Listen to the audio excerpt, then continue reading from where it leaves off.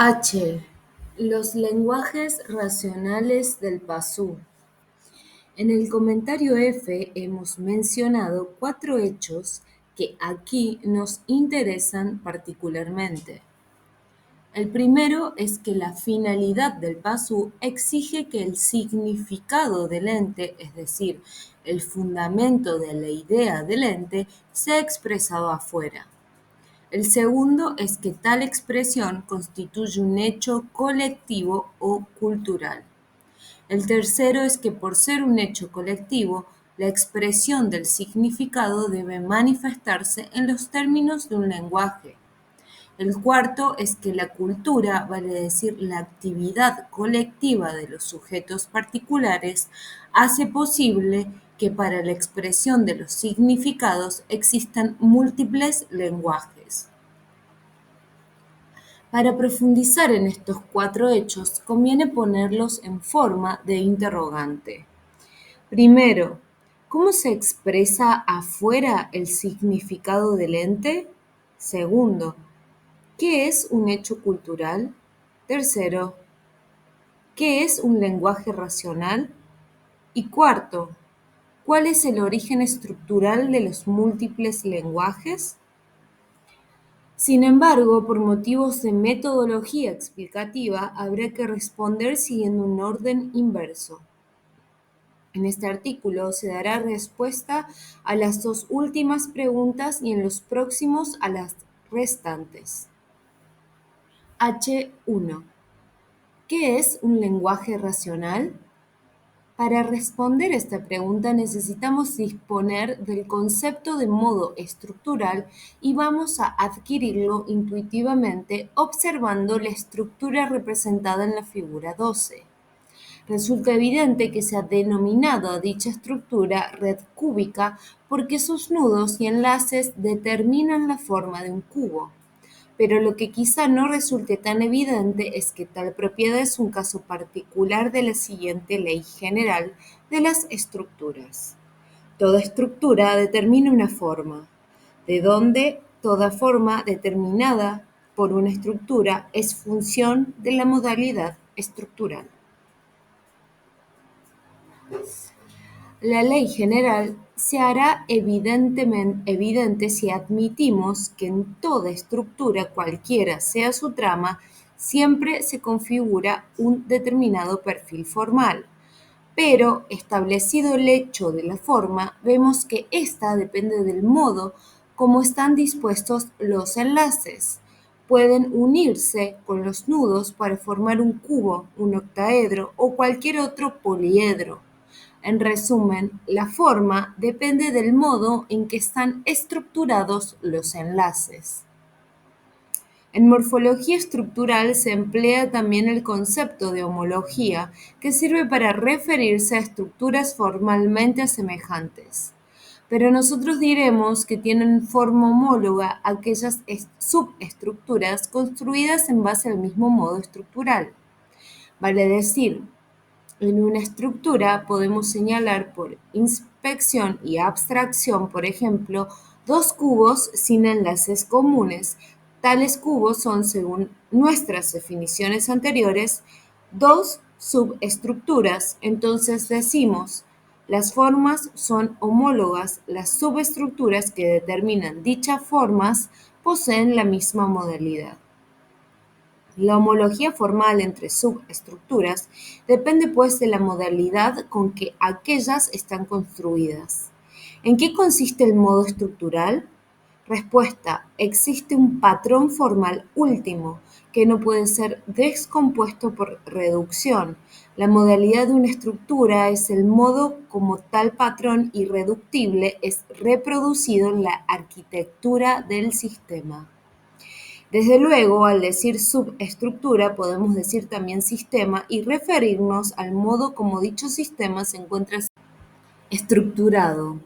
Hablar de la forma del sistema. Apliquemos estos conceptos a la estructura cultural. Se ha visto que toda subestructura, según su modo, determina una forma. Si la subestructura considerada es una relación, su forma es el esquema del ente en que ella consiste. En este sentido, el modo es una especie de cuarta dimensión de la relación junto a la extensión, comprensión y potencia, una dimensión formal. Pero debido a que el concepto de modo supera con mucho los límites de la relación, ya que su extensión alcanza toda la estructura, conviene considerarlo como una dimensión de los sistemas. ¿Qué es pues un lenguaje? Recordemos la operación que definimos como función entre las relaciones y los principios y a la que denominamos reproducción. Ella permite simplificar sistemas de tal manera que un sistema complejo puede reducirse a un conjunto de sistemas simples y cualquier sistema simple es factible de ser sintetizado como muestra la figura 13, es decir, como una relación entre principios opuestos. Teniendo a la vista esta operación de reducción, podemos comenzar destacando que ante todo el lenguaje es la operación inversa de la reducción estructural.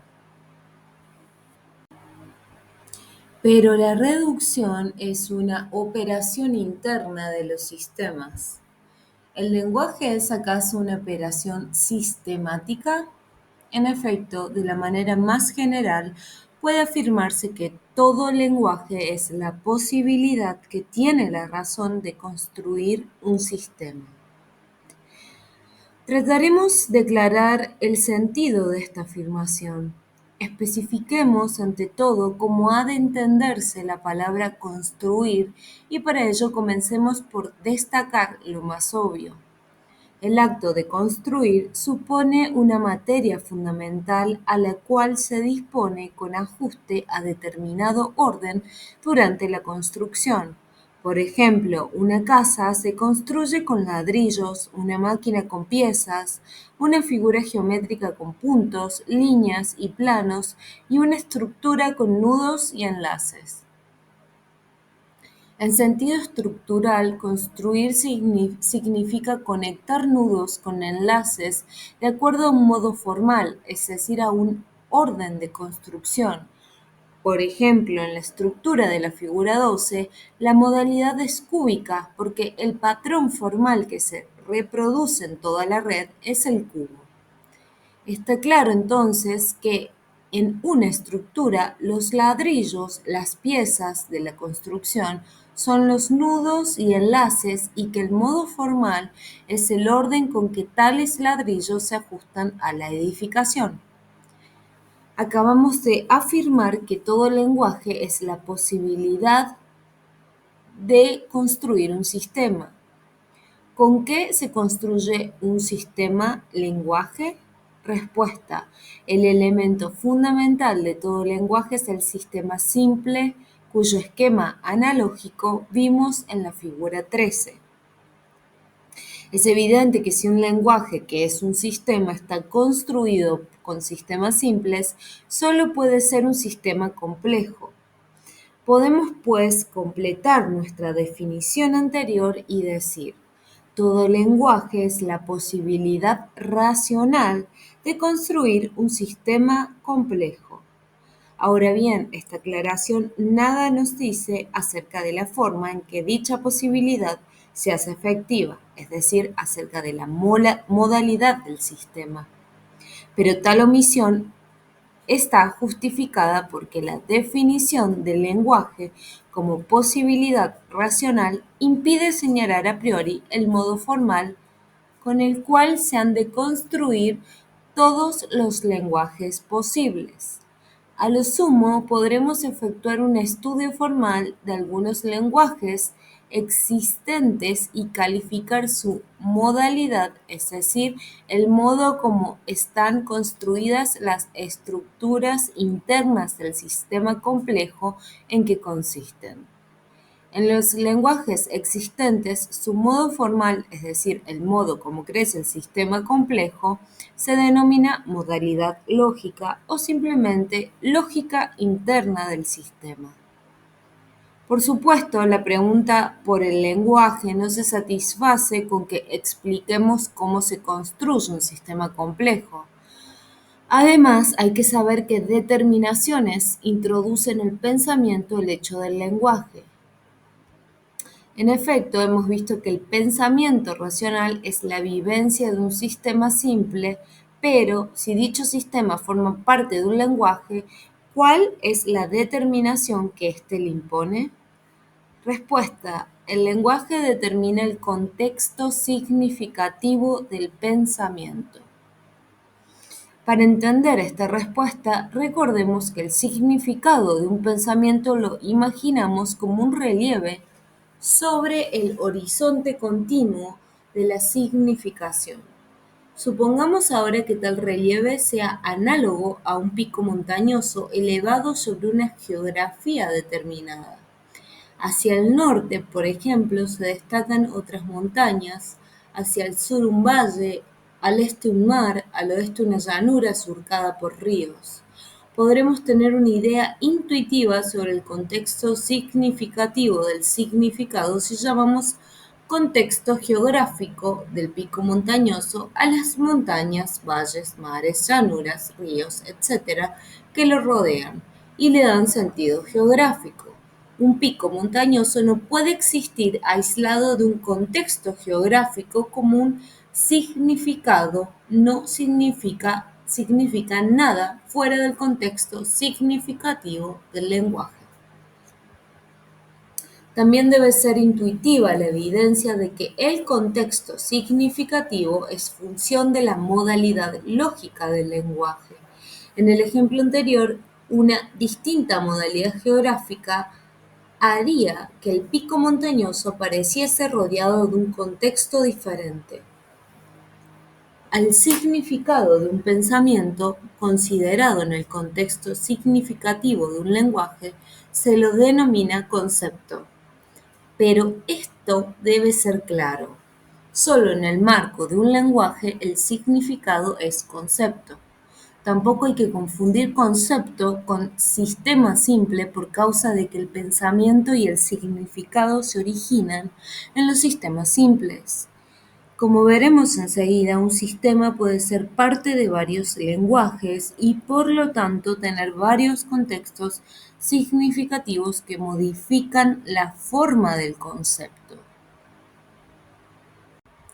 H2. ¿Cuál es el origen estructural de los múltiples lenguajes?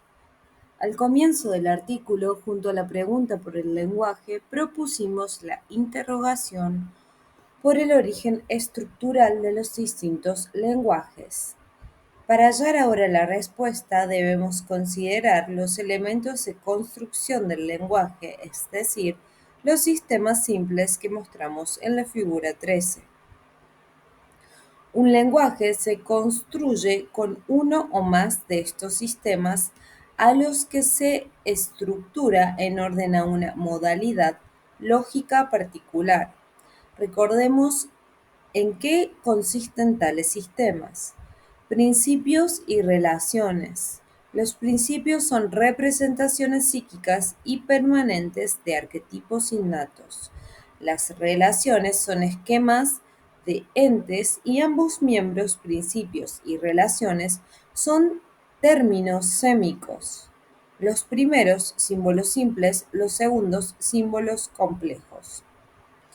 El pensamiento es la vivencia de los principios y relaciones constituidos en sistema y su contenido se erige sobre el significado como ideas sin imagen o ideas que pueden tener imagen. Dijimos al estudiar la reducción que los principios, por ser símbolos simples, son irreductibles. Este carácter irreductible de los principios determina que lo significado en un pensamiento correspondiente sea evidente por sí mismo, que no pueda ser negado. Por eso, los principios de la estructura cultural son conocidos como conceptos puros del entendimiento, categorías, principios matemáticos, principios lógicos, etc. Con principios, es decir, con símbolos simples, se conforman los esquemas de cualquier ente y constituyen las relaciones. Indudablemente, un sistema simple formado por un principio y una relación está determinado por la evidencia del principio. De aquí que un lenguaje o sistema complejo construido solo con ciertos sistemas simples como elementos fundamentales repetidos de acuerdo a una modalidad lógica determinada pueda ser completamente diferente de otro lenguaje elaborado a partir de sistemas distintos. La razón es, pues, capaz de construir múltiples lenguajes. Ahora bien, en estos sistemas que obran como elementos fundamentales del lenguaje y cuya evidencia procede del principio interno, ¿qué clase de ente se haya esquematizado en la relación? Respuesta: un ente interno. Los elementos fundamentales de un lenguaje, en tanto que sistemas, no son, pues, de la misma clase que los sistemas que produce el conocimiento de los entes externos. Cabe preguntar, ¿qué diferencia supone que el elemento del lenguaje sea el esquema de un ente interno con respecto a los esquemas de entes externos? Respuesta: el esquema de un ente interno consiste en uno o más símbolos arquetípicos sin referencia a entes externos. Recordemos que un símbolo arquetípico es un símbolo que solo difiere de un principio en la potencia, concepto este que se definirá en el próximo inciso. Un un principio posee potencia pasiva, un símbolo arquetípico correspondiente al mismo arquetipo que dicho principio, pero subestructurado en una relación, posee potencia activa. Cuando el esquema de una relación no corresponde a un ente externo, es un ente interno.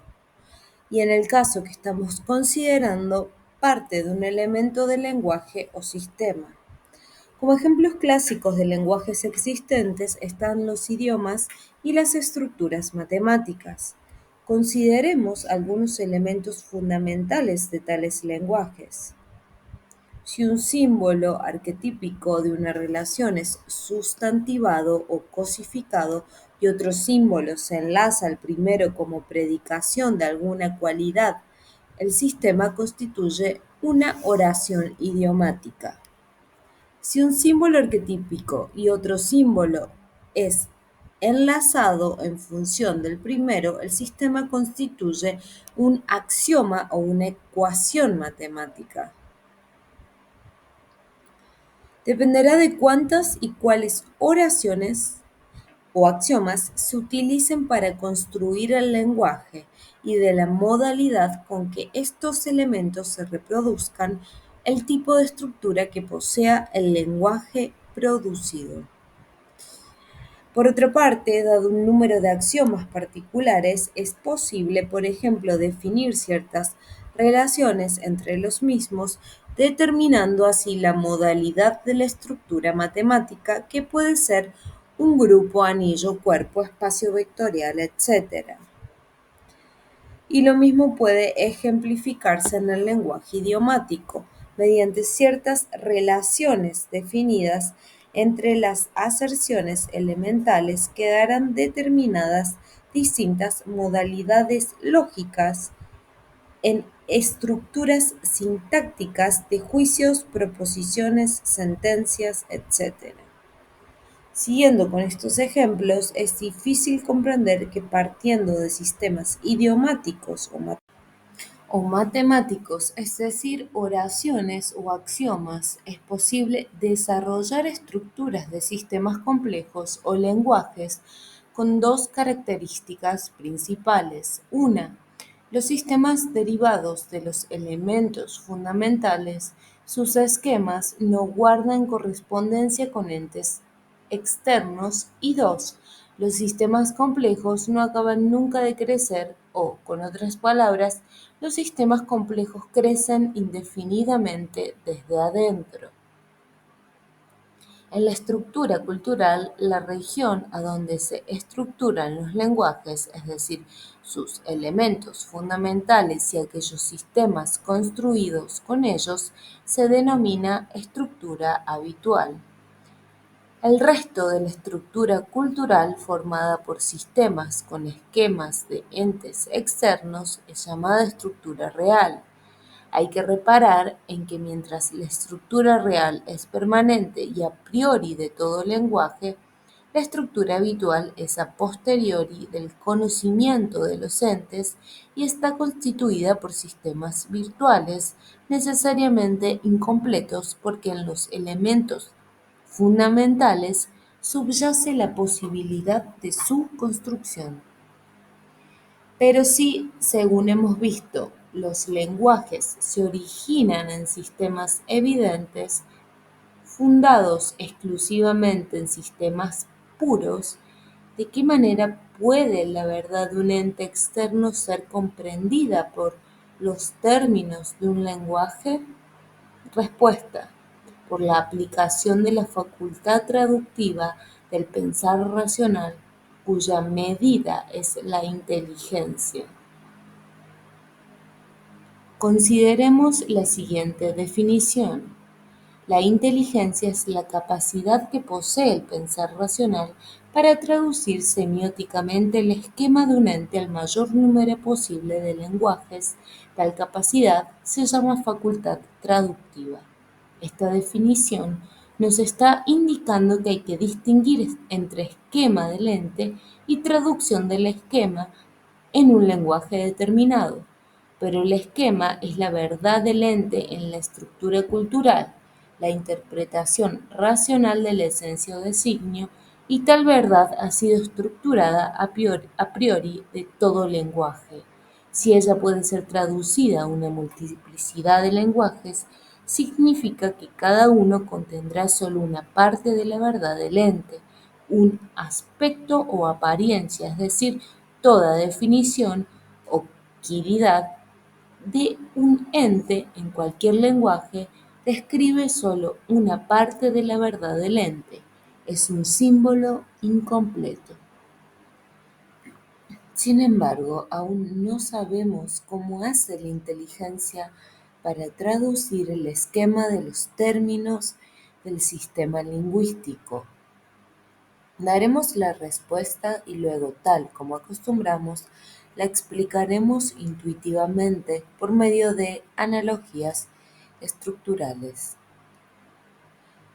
Cuando el pensar racional del Passu procura aprender el pensamiento de un sistema, la verdad de un ente, en los términos de un lenguaje, su facultad traductiva le permite ver o notar al sistema en el contexto significativo de dicho lenguaje. Entonces, la verdad del ente se traduce como concepto inteligible o significado lingüístico. Lo que hace la facultad traductiva es facilitar la visión del esquema desde determinada perspectiva, de tal modo que el contexto significativo del pensamiento condiciona al significado como concepto del esquema. Lo codifica o anota en términos del lenguaje contextual. En rigor, la facultad traductiva consiste en aplicar la estructura habitual sobre la estructura real para establecer correspondencias semióticas.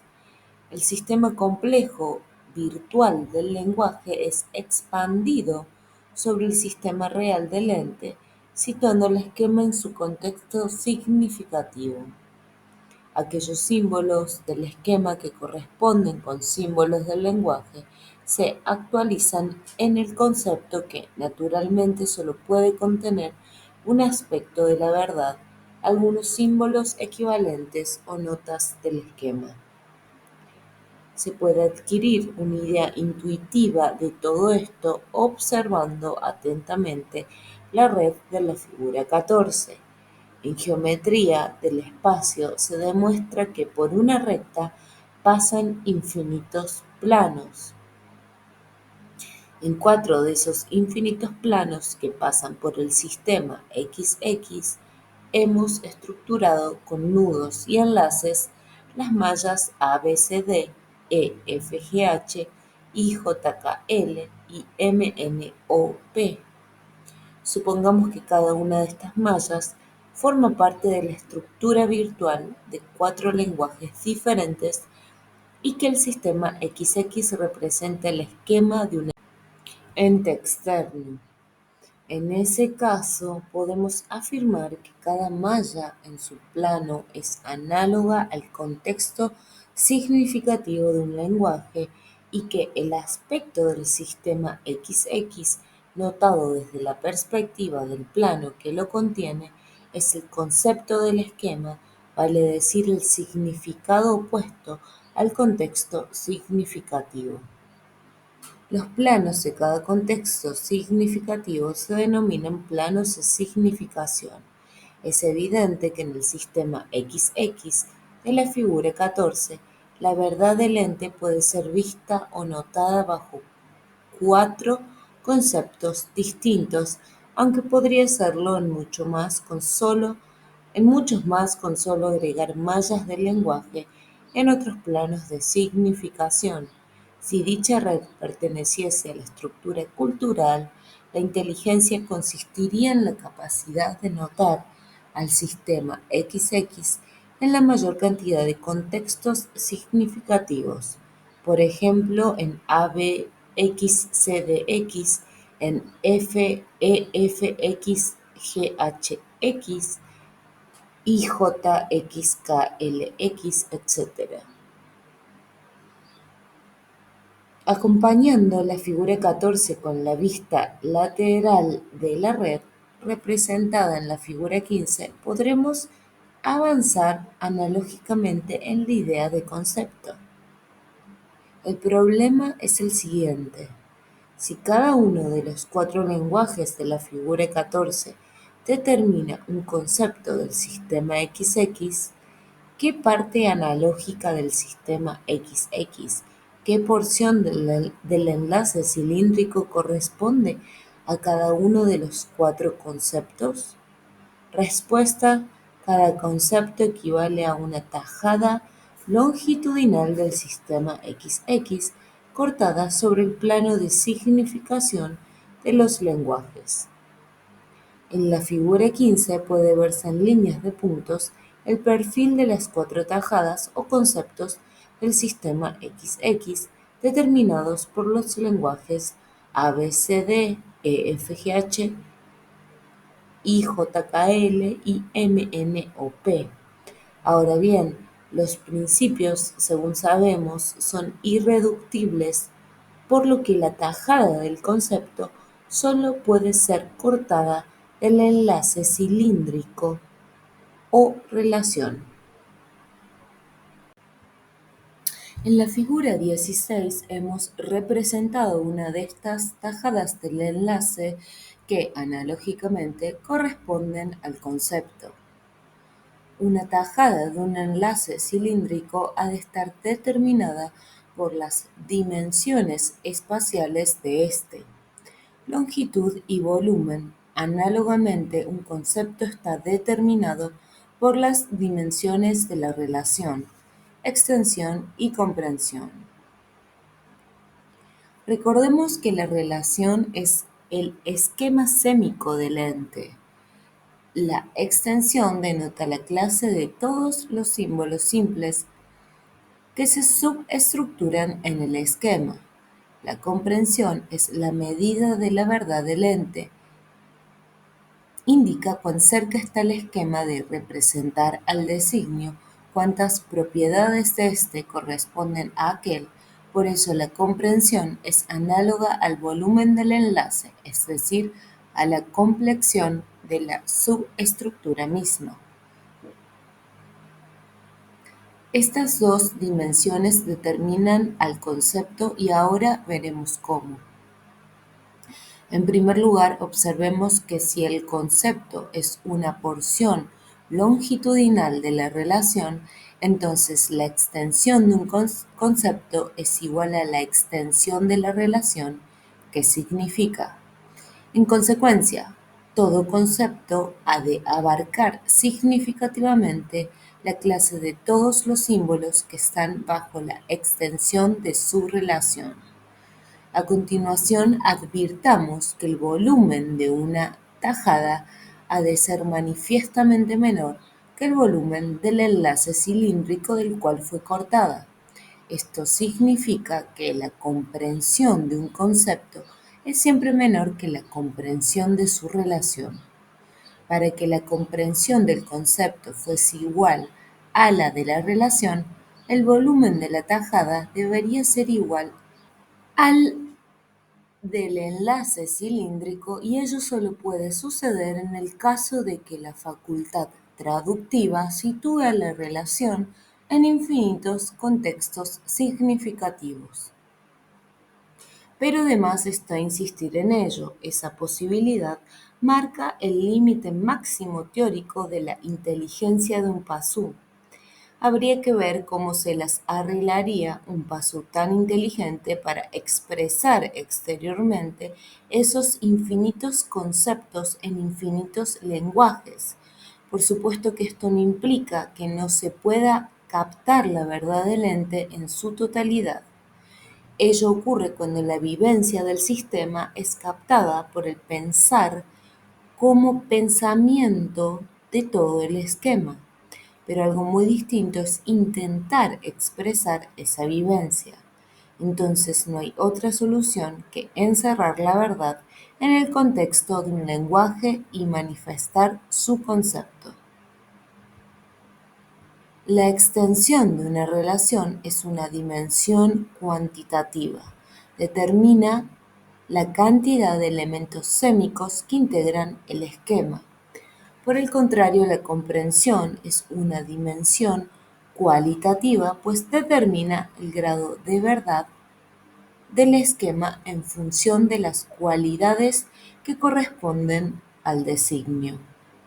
De tales cualidades el concepto solo puede tomar algunas notas, puesto que su comprensión es siempre menor y esa tajada de verdad, ese aspecto del esquema que ha sido notado en el contexto significativo de un lenguaje, es lo que el pasú expresa y divulga en el mundo sociocultural, lo que adquiere fama y se convierte en noticia. En resumen, el concepto está determinado también por dos dimensiones: extensión y comprensión. La extensión de un concepto es igual a la extensión de una relación y se refiere a la cantidad de elementos sémicos del esquema. La comprensión de un concepto indica cuáles notas de su contenido corresponden a cualidades o disposiciones sémicas del esquema, cuán cerca está éste de coincidir con la verdad del ente. Hemos visto que una relación, tal como la del sistema XX de la figura 14, puede ser vista o notada en varios contextos significativos o lenguajes.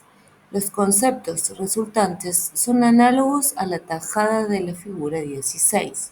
Observemos ahora la figura 15, a donde con líneas de puntos se destacan los perfiles de las cuatro tajadas o conceptos, cada una de las cuales se encuentra en su plano de significación.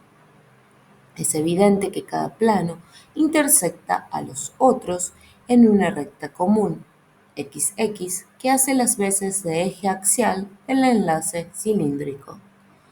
Pero dichos planos corresponden a sendos contextos significativos de lenguajes diferentes. Entonces, lo que ciertamente se intersecta en el seno del sistema son los lenguajes mismos, como puede advertirse en la figura 14. Justamente es la distinta oblicuidad de los lenguajes lo que posibilita la existencia de múltiples conceptos sobre una misma verdad. Tal intersección de lenguajes produce en las cuatro tajadas concepto una región común alrededor del eje axial XX, según se muestra en la figura 16. Esta región, que se denomina núcleo connotativo del concepto o simplemente connotación, es una dimensión propia de los conceptos que ahora vamos a explicar. Cada concepto comprende todas las notas sobre la verdad del ente notadas en el contexto significativo de su lenguaje, pero el hecho de que todos los conceptos de una misma verdad se superpongan en una región común implica la comunidad de alguna clase de notas.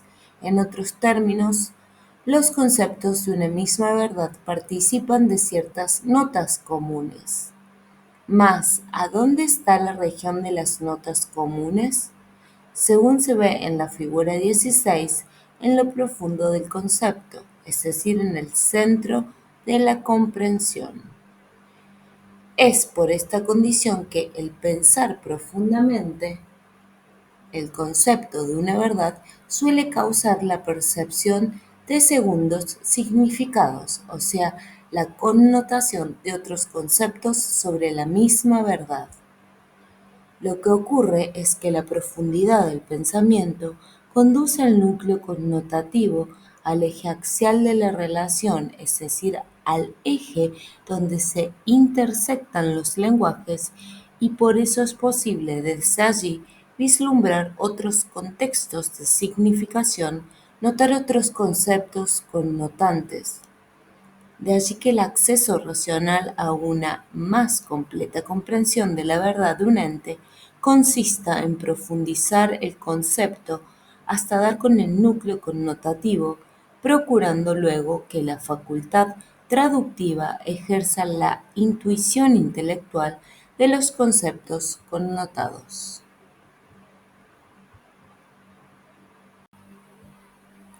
La posibilidad de alcanzar el núcleo connotativo que subyace en todo concepto puede tener también otra importante utilidad. Al percibir el concepto connotante, es factible avanzar sobre el contexto significativo de su lenguaje y llegar hasta la estructura habitual u origen virtual de tal lenguaje. De esta manera se consiguen reconstruir sistemáticamente lenguajes que hasta entonces solo eran virtuales, vale decir, eran posibilidades de la estructura cultural. Es algo obvio, pero conviene advertirlo aquí, que la mentalidad racional es refractaria a tomar caminos oblicuos. Ella acostumbra a mantenerse en uno o dos lenguajes horizontales, sin profundizar en los conceptos, sin atender a los núcleos connotativos y, por supuesto, sin internarse jamás en contextos de significación oblicuos. La connotación, tal como ha sido definida aquí, es una dimensión estructural del concepto y se refiere a la participación de varios conceptos en las notas comunes de una misma verdad. Sin embargo, los conceptos suelen connotar también, aunque más débilmente, significados pertenecientes a verdades de otros entes. Es la denominada connotación de significados contiguos. Ello ocurre porque las relaciones adyacentes de la estructura cultural pueden estar sobre un mismo plano de significación. Entonces, resulta que los núcleos connotativos de ambos conceptos están conectados por el lenguaje común y connotan mutuamente sus significados. Claro que esta no es una verdadera connotación, es decir, el producto de la intersección del lenguaje, sino un defecto del pensamiento racional ocasionado por la vaguedad de los límites del significado que llegan a rozar los límites de un significado contiguo. Cuando el pensamiento racional se concentra en un sistema, los límites del significado se definen nítidamente en el contexto significativo del concepto sin llegar a rozar los conceptos adyacentes situados en el mismo plano de significación. Entonces, la única connotación posible es la que se produce por la intersección de lenguajes en el núcleo connotativo del concepto. Hasta aquí hemos contestado a la última pregunta. Es conveniente ahora, antes de ir al próximo artículo, pasar revista a las respuestas obtenidas. A.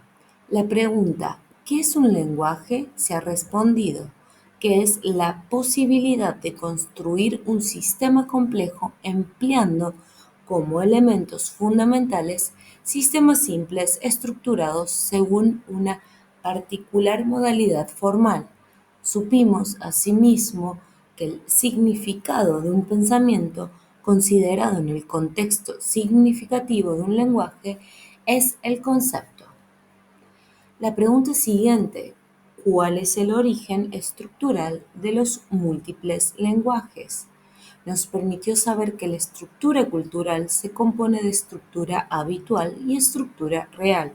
La estructura real está constituida exclusivamente por sistemas que contienen esquemas de entes externos, es decir, entes cuyo designio ha trascendido la esfera sensorial, de allí la denominación de real. La realidad proviene del efectivo descubrimiento del designio. La estructura habitual, por su parte, consiste en los sistemas simples de los múltiples lenguajes con los que la facultad traductiva podría interpretar conceptualmente los esquemas de la estructura real. Los sistemas simples de un lenguaje son subestructuras de símbolos arquetípicos actualizados por una cierta potencia activa y representan a entes internos, es decir, a principios o combinaciones estructurales de principios. Según los sistemas simples que intervengan y la modalidad lógica como se relacionan, cada lenguaje virtual puede expandirse sobre la estructura real en cualquier sentido y determinar el contexto significativo del sistema real vivenciado o pensado.